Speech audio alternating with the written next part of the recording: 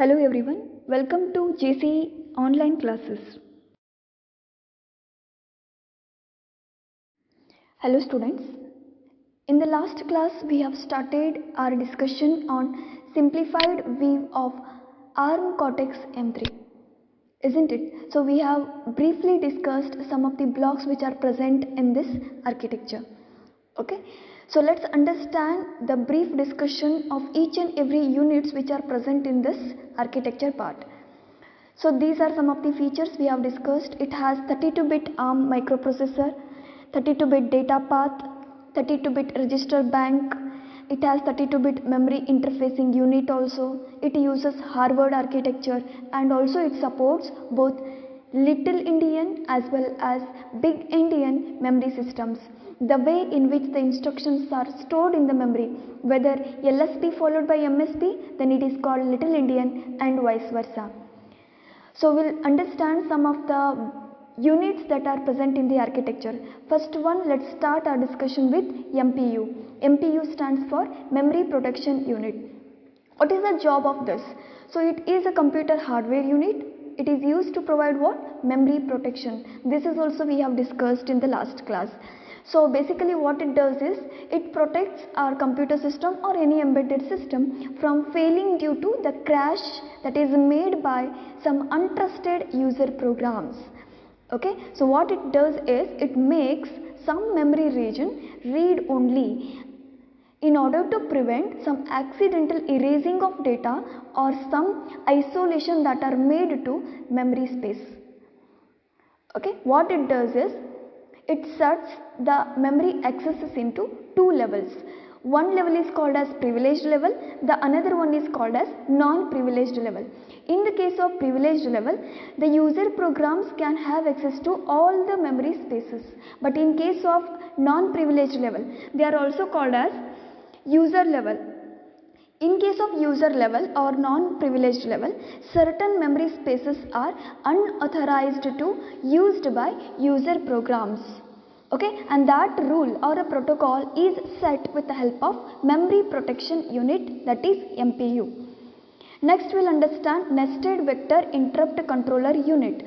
So ARM Cortex M3 includes this, which provides the following 5 features. First one is nested interrupt support, second one is vectored interrupt support, third one is dynamic priority of interrupt latency, fourth one is reduction of interrupt latency, and the last one is interrupt masking. So what is nested interrupt support? Here all the external interrupts and most of the system exceptions, these are programmed to have different priority levels. As I told you, ARM Cortex M3 supports around 256 exceptions. Out of 256, 240 are interrupts, and the details regarding including the address of the interrupts which are present in the memory space, it is known as a vector table. So you can see here,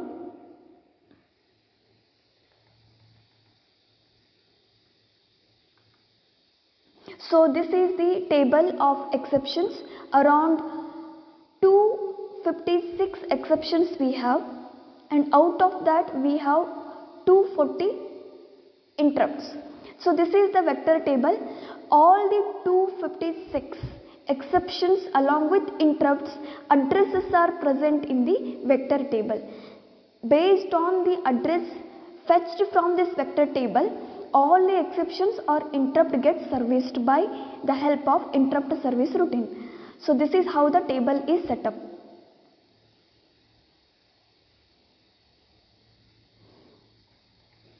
Okay, so now if let us consider one interrupt has occurred into the system. So the job of NVIC is to compare the interrupt or the priority level of the interrupt with the current level. If the priority of the newly occurred interrupt is higher than the current level, then that newly occurred interrupt will be serviced first by interrupt service routine. So that is the job of nested interrupt support. The newly occurred interrupt priority will be checked. Based on the priority, If it has the highest priority than the current level, then it will be serviced. Next is vectored interrupt support. When an interrupt is accepted based on its priority level, then its address from the vector table is fetched in order to have interrupt service routine execution. Before it starts its execution with the help of interrupt service routine, the address of the return instruction or return address of the main program should be saved somewhere, and that is stored in the special register called program counter. So this is the job of vectored interrupt support, fetching the address of the interrupt from the vector table and storing the return address into program counter. Third one is dynamic priority of interrupt latency. During the execution of the interrupts along with their priorities, the priorities can be altered in order to service one interrupt service routine at one time. So this is the job of dynamic priority of interrupt latency. The priorities of the interrupts can be altered during the runtime itself, so that at one time only one interrupt service routine can be serviced. The fourth one is reduction of interrupt latency. So there are some advancements or features are added into ARM Cortex M3 processor in order to minimize interrupt latency or delay. So these improvements or advancement or extra features are like automatic saving or restoring of some register contents. These are used to reduce latencies in switching between one interrupt service routine to another interrupt service routine. The last one is interrupt masking. So here there is a possibility that because of the interrupts that are occurring frequently into the system, some interrupts will be blocked or masked, and these interrupts will be masked based on the interrupt masking registers. Those are named as base pry, pry mask and fault mask. The details regarding base pry, pry mask and fault mask interrupt masking registers will discuss in the next class. So next one we have a register bank. As I told you, we have got around 16 registers. Out of 16 registers, 13 registers are general purpose registers. The remaining 3 registers are called special registers.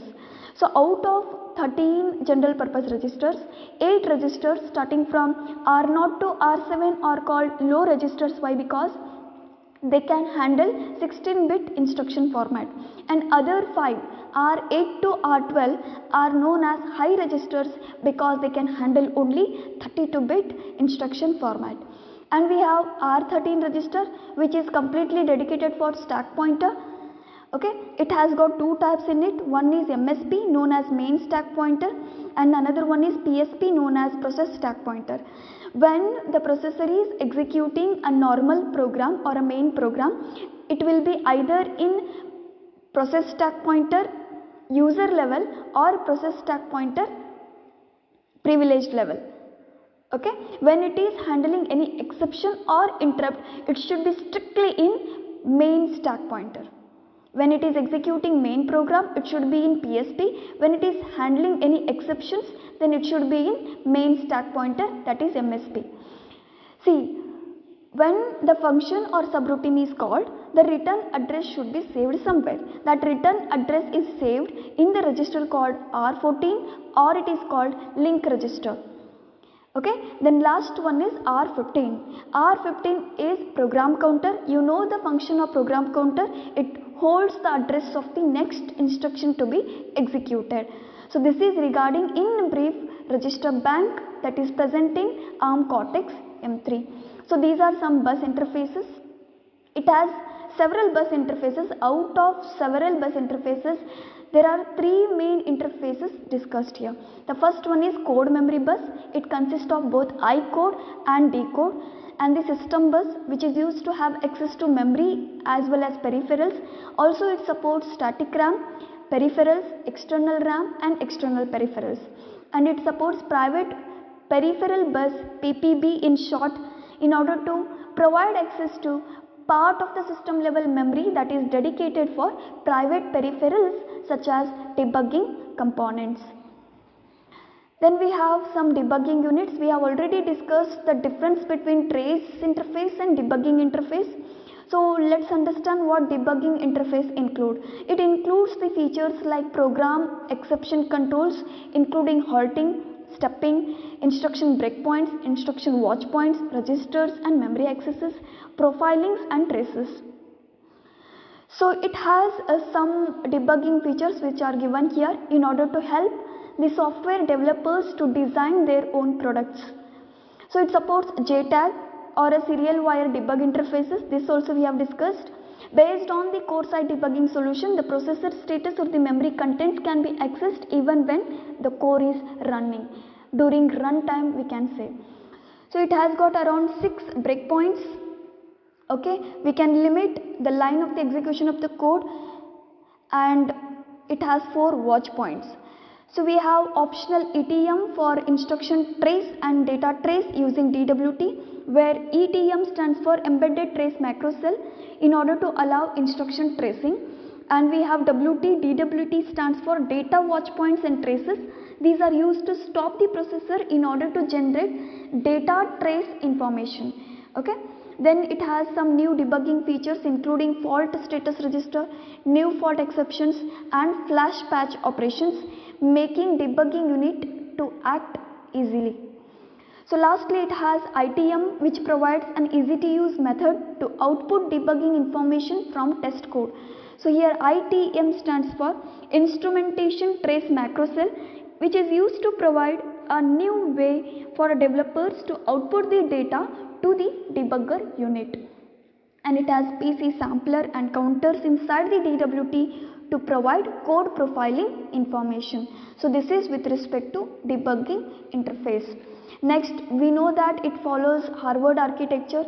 Harvard architecture is nothing but it provides process parallelism. Process parallelism is assured with the help of pipelining approach. It follows 3-stage pipelining approach, that is nothing but fetch, decode and execute. You can see here, when the first instruction is fetched, after that second instruction is fetched. When the second instruction is fetched, the first instruction is in the decoding state. Upon the fetch of second instruction, third instruction is fetched. When the third instruction is fetched, that time second instruction is in decoding state and the first instruction is in execution state. So you can see here, in one machine cycle, 3 instruction fetches, 2 decodes and 1 instruction is completely executed. So this is how the parallelism is assured and the processing speed is increased, although the throughput and efficiency of the system is also increased in Harvard architecture. So this is a table that indicate the exception types. Around 256 exceptions we have. Out of 256, 240 are interrupts. And this is a vector table which has address of all the exceptions in order to get serviced by interrupt service routine.